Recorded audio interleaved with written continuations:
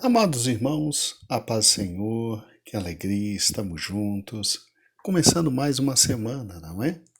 Este é um lindo dia que o Senhor nos deu, então nos alegremos e nos regozijemos nele, porque o Senhor é bom e eterna a sua misericórdia. O capítulo 3 e o capítulo 4 de Números, eles são deveras interessantes. O Senhor separa literalmente a tribo de Levi e o Senhor diz: Eu quero esta tribo para mim, para cuidar do que há de mais importante, que é o meu tabernáculo, onde habitará a minha presença. E eu quero essa tribo cuidando do tabernáculo, realizando o louvor, fazendo a adoração e o mais importante, desempenhando todo o trabalho sacrificial. Eu quero Levi para mim. Interessante, né? Um capítulo como esse, que é o capítulo 3 e depois o capítulo 4, nos fazem pensar algo que é assim fantástico. Fantástico, fantástico mesmo. Deus é Deus extraordinário, irmãos.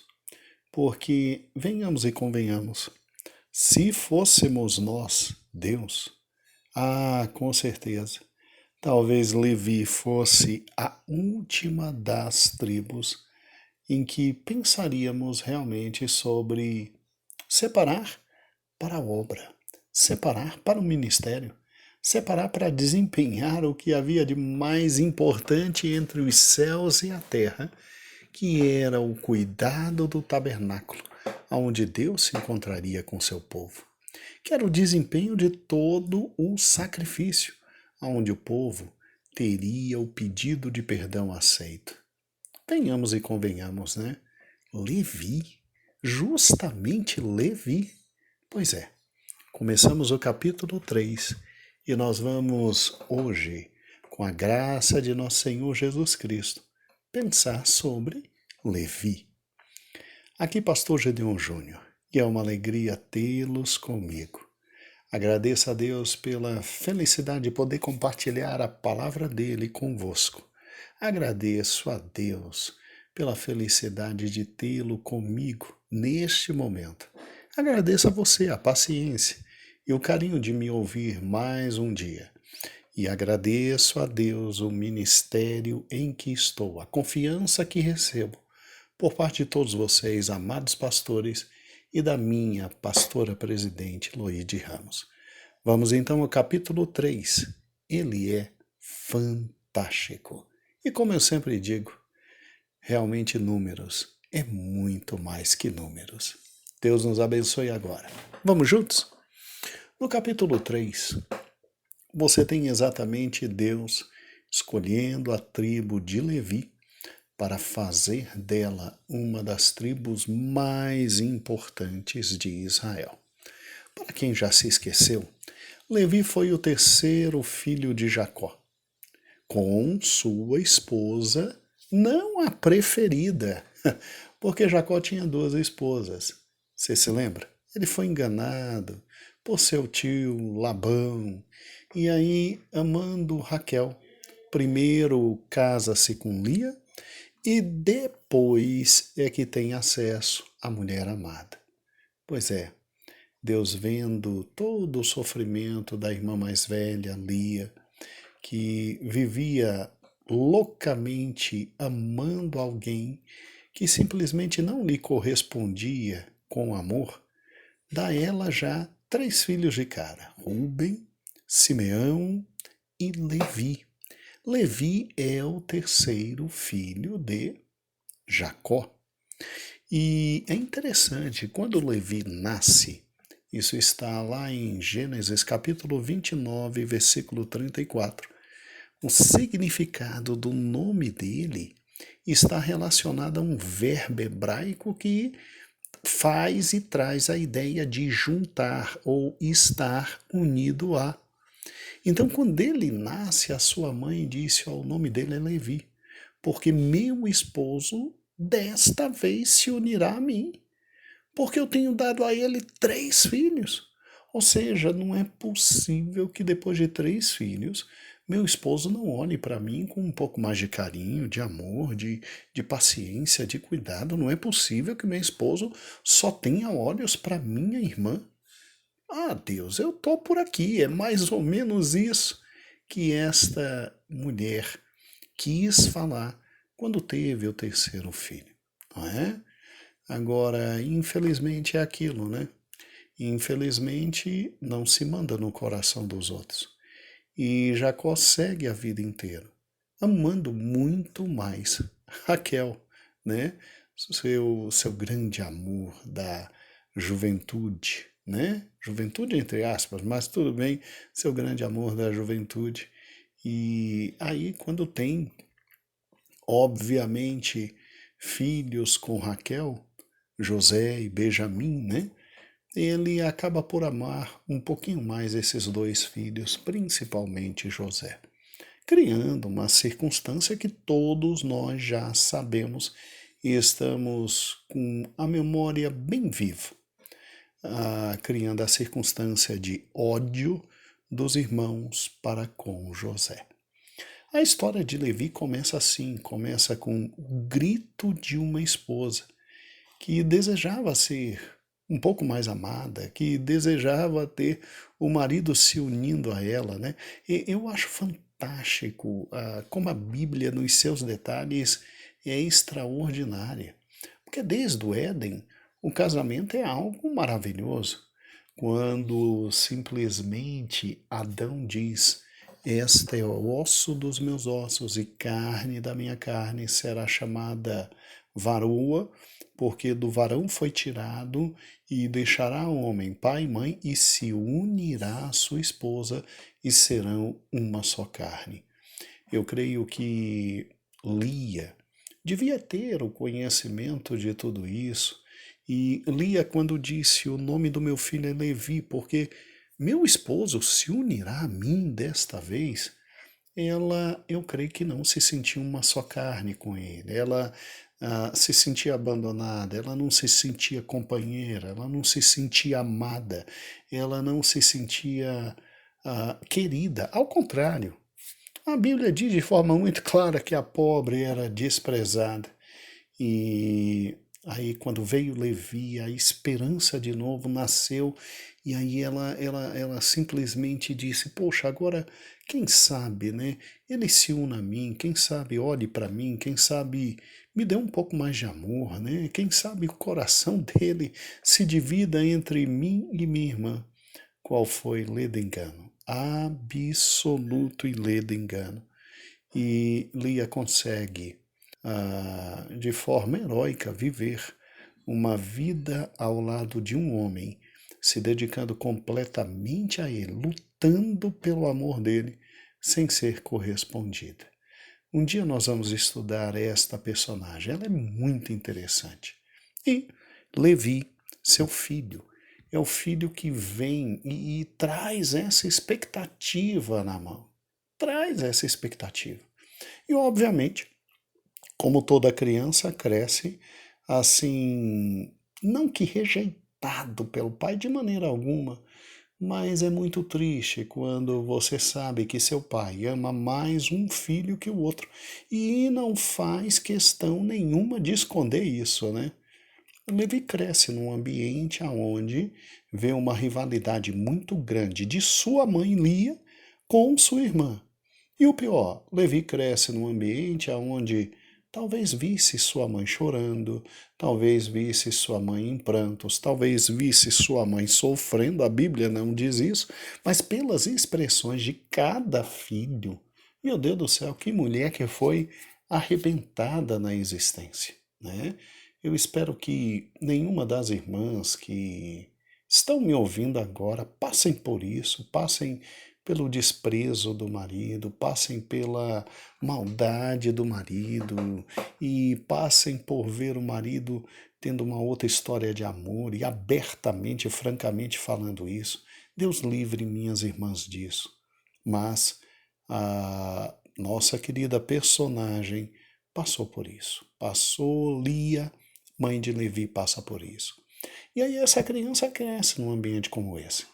Essa criança, no início da vida, talvez não entenda, mas ao chegar à plenitude do conhecimento, e ao ver que simplesmente o pai amava descaradamente muito mais um irmão do que ele e todos os outros, mas é óbvio que todos os irmãos conhecem o que aconteceu. Lá em Gênesis 37, simplesmente Jacó é vendido. Perdão, José é vendido.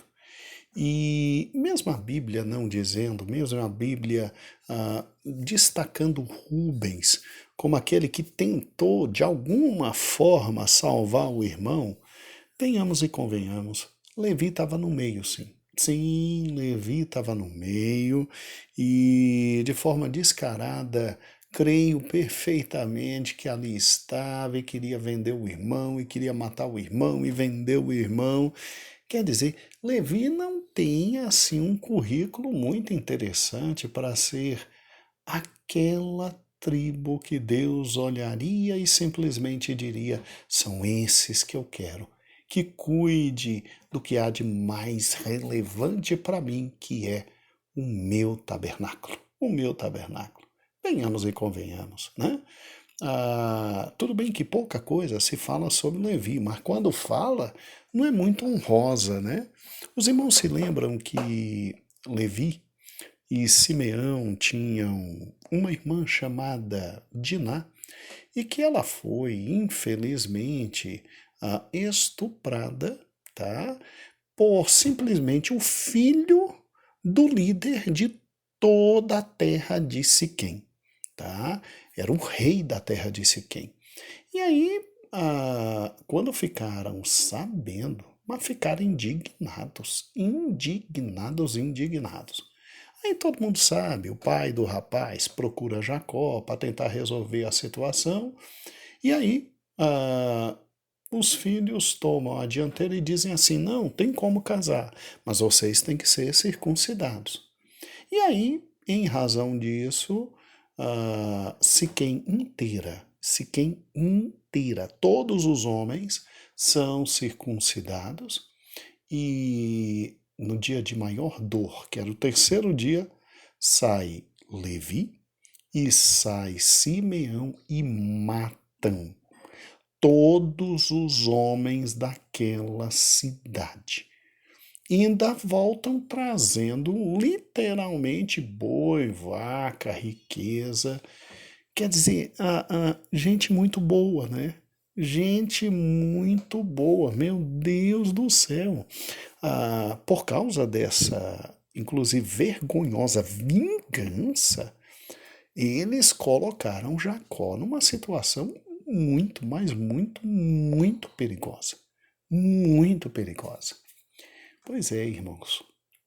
Eu creio que não é um currículo muito interessante, não é? Não é um currículo muito interessante. Se o cabeça da tribo já era alguém difícil, você pode imaginar a tribo inteira? Você pode imaginar a tribo inteira? Pois é.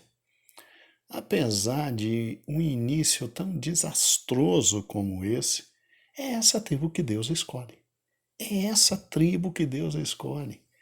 Ah, é óbvio que, por incrível que pareça, essa tribo goza então de uma posição notável em toda a sequência da história de Israel.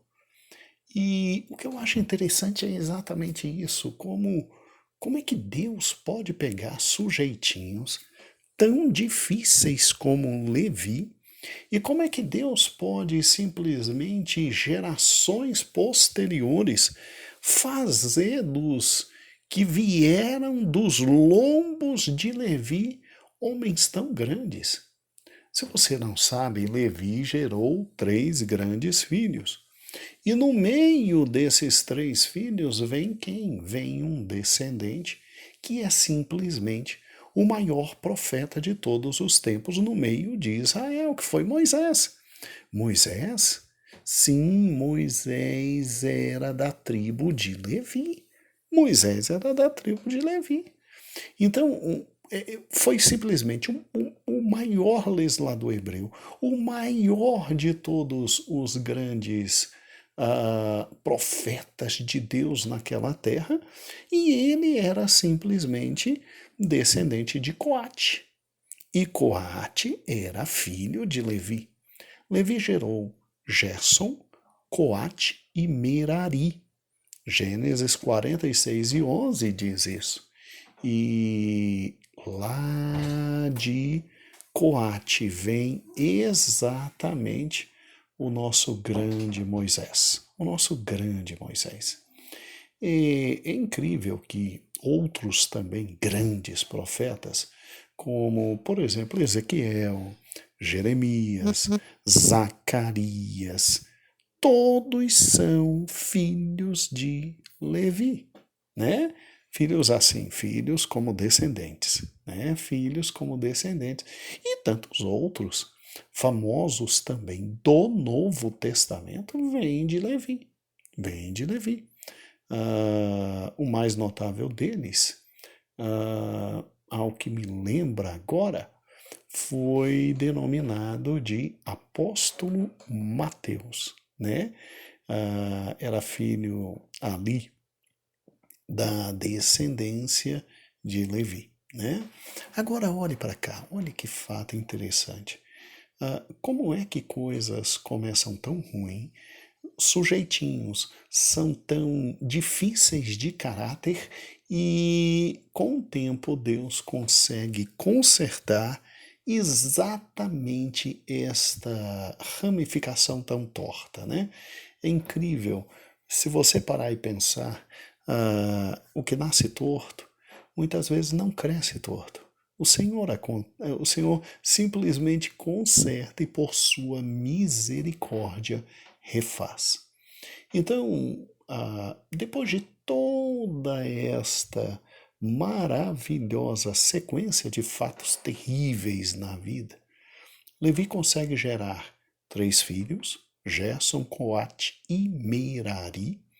E apesar de tudo que esse indivíduozinho difícil de personalidade fez, a descendência dele desfruta de uma posição absolutamente alta e absolutamente notável perante Deus.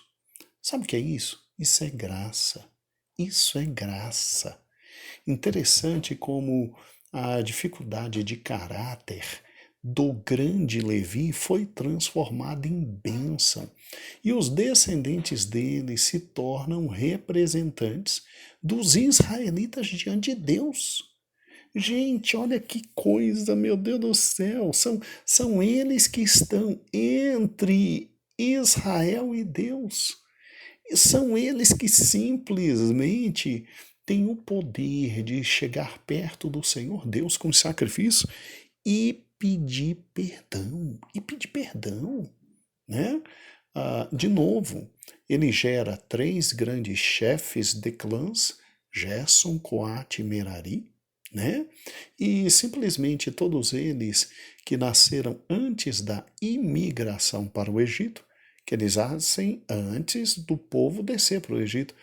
Mais tarde, eles veem os seus descendentes, os levitas, simplesmente sendo chamados por Deus, simplesmente, e se tornando responsáveis por todo o serviço religioso.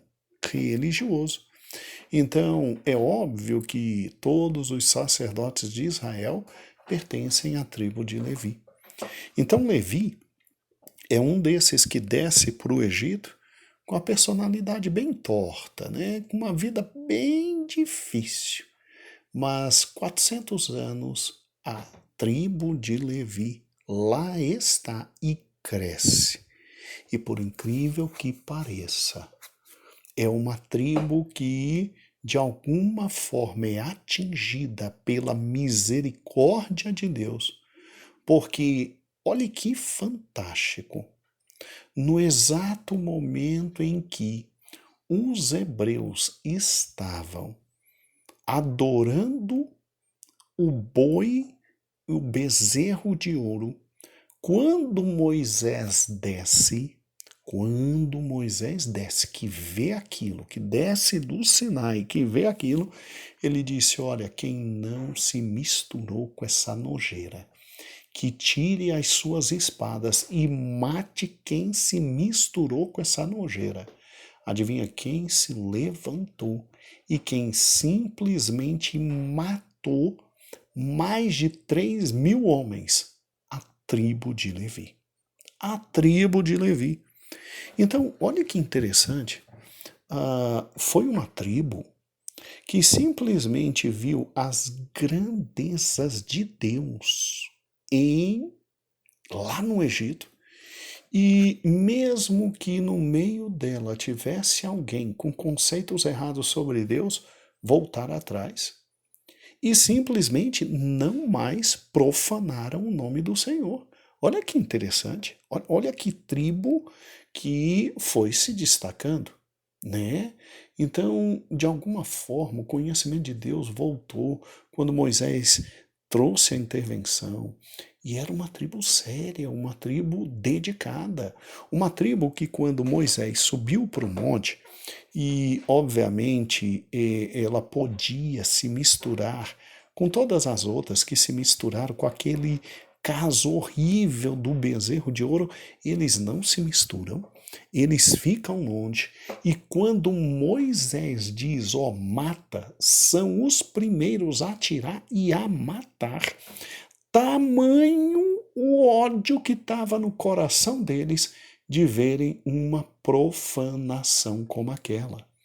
Então, quando a gente pensa no texto de Êxodo, em que ocorre tudo isso, a gente olha assim e a gente diz, mas Deus escolheu a tribo de Levi só por causa de um fato desse? Meus irmãos, não é só por causa de um fato desse. Meus irmãos, olha o nível espiritual que essa tribo chegou. Primeiro, como todas as demais tribos, estava escravizada. Como todas as demais tribos, viu o poder de Deus na vida de Moisés.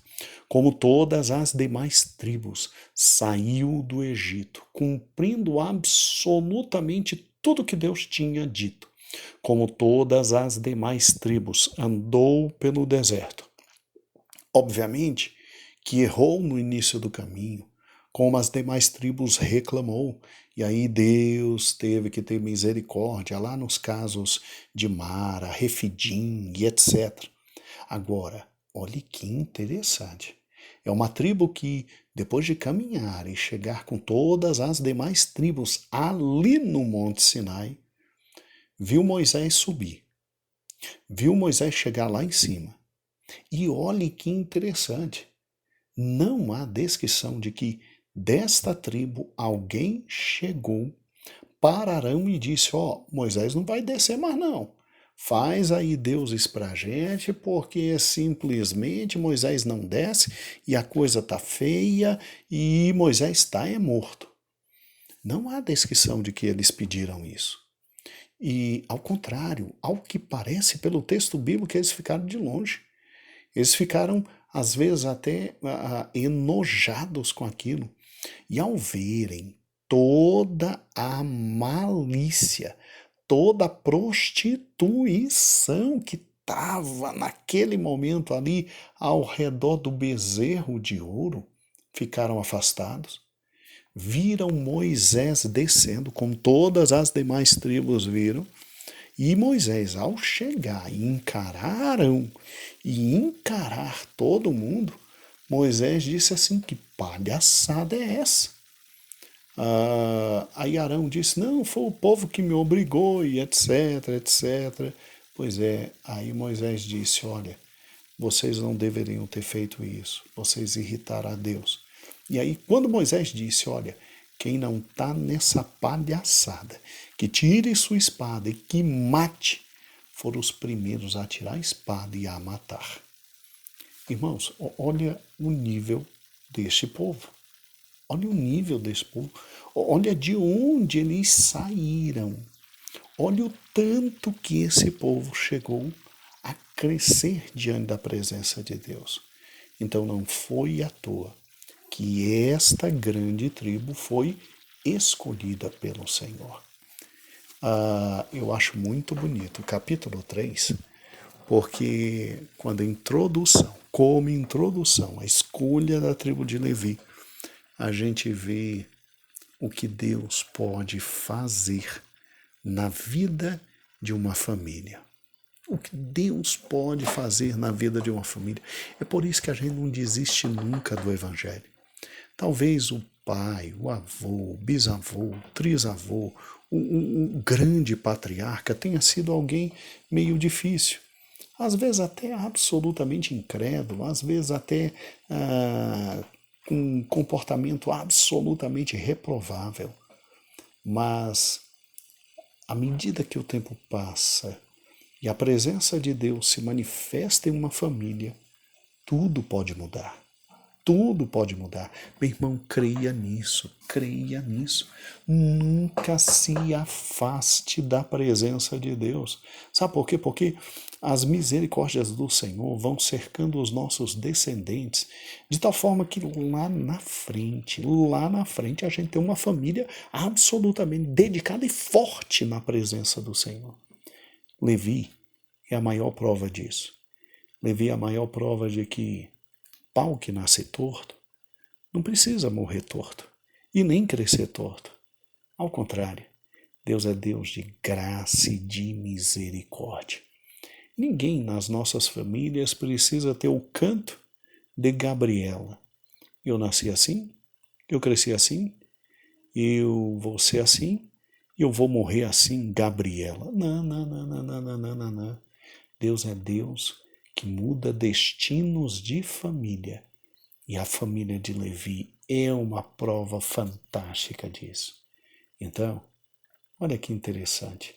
Veja que no deserto é momento de muita misericórdia de Deus, de muita graça de Deus, de muita vida para a família. Então, que coisa linda. Só Deus pode nos fazer ver tudo isso. O capítulo 3 e o capítulo 4, eles são o auge da misericórdia de Deus dentro de uma casa. Então vamos juntos e estudar a palavra do Senhor. Um grande beijo, a paz do Senhor e que Deus abençoe a todos vós. A paz do Senhor.